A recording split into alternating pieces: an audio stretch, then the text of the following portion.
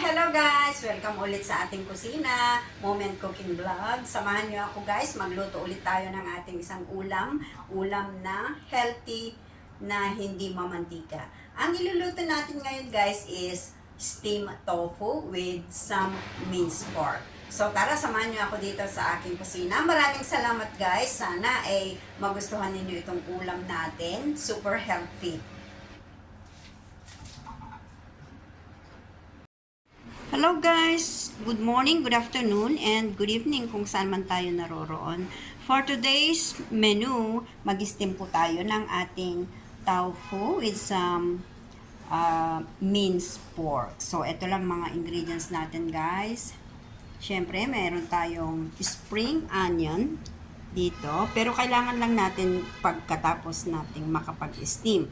And meron tayong sa konting vegetables dyan, the lettuce. Siyempre, ang ating paboritong sili. At meron tayong kinchay dito guys. Konti lang. Pero kailangan lang natin yan pagkatapos natin makapag-steam. At meron tayong isang itlog dito. At ito, alam nyo ba kung ano to guys? Ito yung black fungus na binabat natin. Tapos nung naging soft na siya, tinadtad natin ng maliliit. At kailangan lang natin i-mix dito sa ating minced pork. Okay, tara na guys.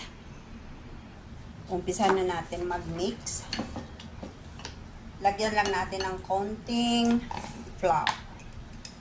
Alright? Konti lang. Yan. Para malambot-lambot yung ating pork. Yan. Lagyan din naman natin ng konting dry parsley. Konti lang.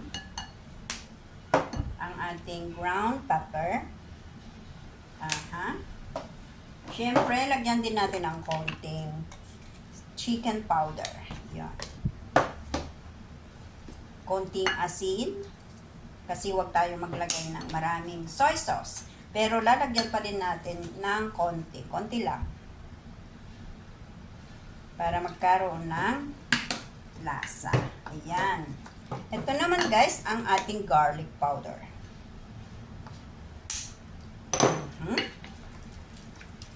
Pero kahit linagyan na natin ng ground pepper, lagyan pa din natin guys ng konting crushed pepper. Ayan. Para masarap-sarap. And then we just need to mix well. Ayan guys. Next, we need to mix the eggs. 1 egg lang. Ayan guys, alright?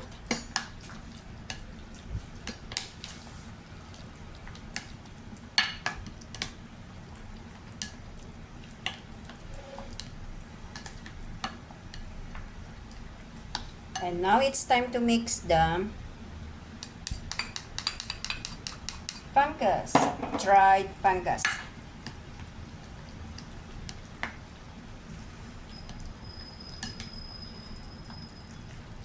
Yan guys, diba? And I'm sure everybody likes this menu.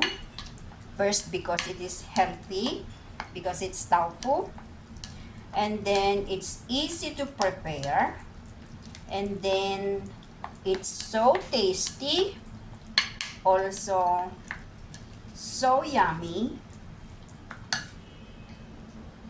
We can also add some onion and garlic chop. O yan, diba guys?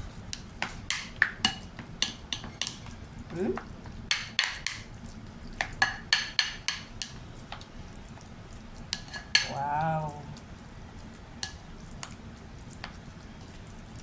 Yummy.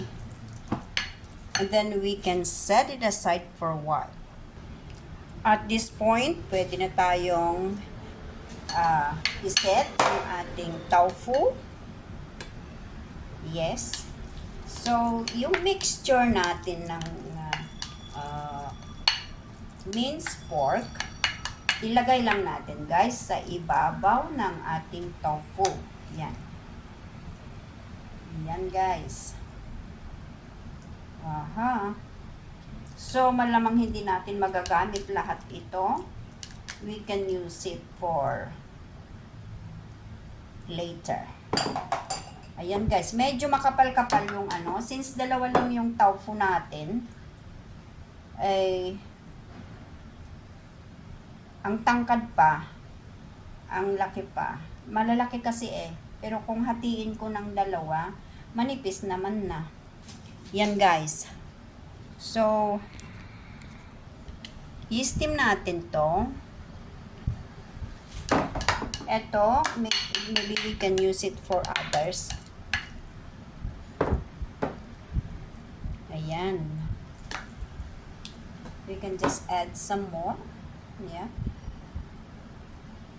Alright, so we are now ready to steam. Again guys, pag nag-i-steam tayo ng ating ulam or kung mag-i-steam tayo, siguraduhin lang natin muna guys na ang tubig is kumukulo na bago natin i-steam ang ating tofu. Ayun guys, antayin lang natin na kumukulo talaga. Ayan guys, yan. Kumukulo na talaga. So, isalang na natin ang ating tofu. Yan. Yan. So, umpisa na tayong mag-steam. Yan, takpan lang natin. O yun, tamang-tama. Oh my God. Ang taas kasi eh, yung tofu. Ang taas niyan. Alright, so antayin lang natin guys na may steam. Malapit na guys. Maluto ang ating tofu. Ayun guys, I think yung ating tofu is ready na. Oh wow. Pwede naman natin guys i-check kung talagang luto na, especially yung minced pork. Ayan. Ayan, pwede na. Okay, oops, a little more. A little bit more. Ayan, okay na guys. Yes. So, tanggalin na natin yan sa ating steamer para hindi siya ma-overcook.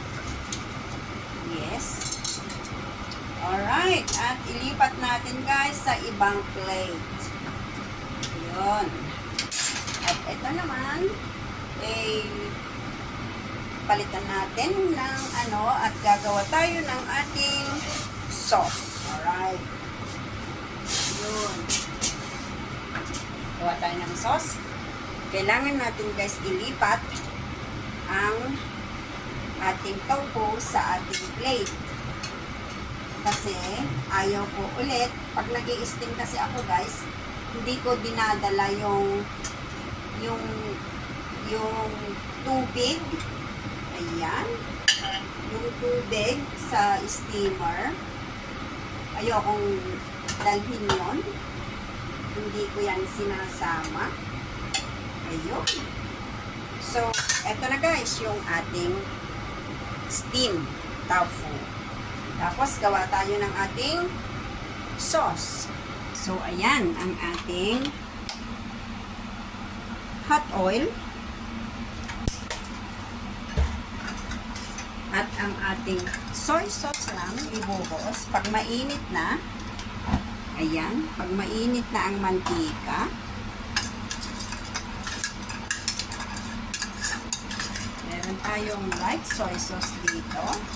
Kapag mainit na yung mantika, ready na natin patayin ang apoy.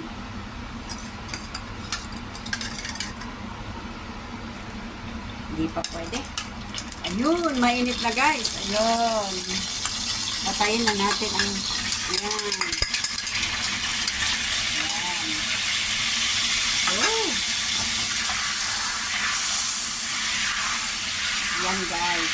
Ayan. At ibuhos natin dito sa ating tofu. Ayan. Wow, sarap. Yan guys, super sarap yan. Promise. Yan guys, at dito na papasok si kinchay. Ang kinchay natin, syempre, gagarnish lang natin sa top. Yes. At guys, ang ating spring onion guys, super sarap. With all this, the dish is very yummy. And of course, huwag natin kalimutan, mayroon tayong sili dyan. At syempre, dalawa yan dahil dalawa ang ating tofu. O, di ba guys? Super sarap ang ating steamed tofu with minced pork. Ayan na guys, ang finished products. Sa huli, doon tayo doon pumasok si ating lettuce. Hindi na natin kailangan iluto yan guys dahil pwede naman yan kainin raw. So guys, kain na tayo at mag-ulam tayo ng ating masarap na ulam, ang steamed tofu with minced pork. Sa bandang huli, lagyan din natin guys ng fried garlic.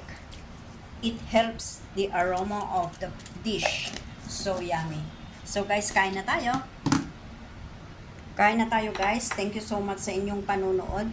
Maraming salamat. Sauce pa lang guys, ang sarap na. Ayan, sarap.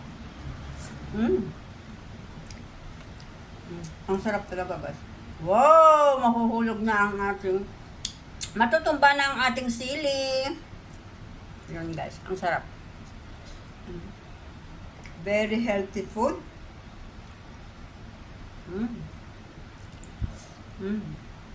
So yummy. I like it so much. You guys can do it in your kitchen. I'm pretty sure you will love it too. Thank you so much, guys. Oh, yummy tofu.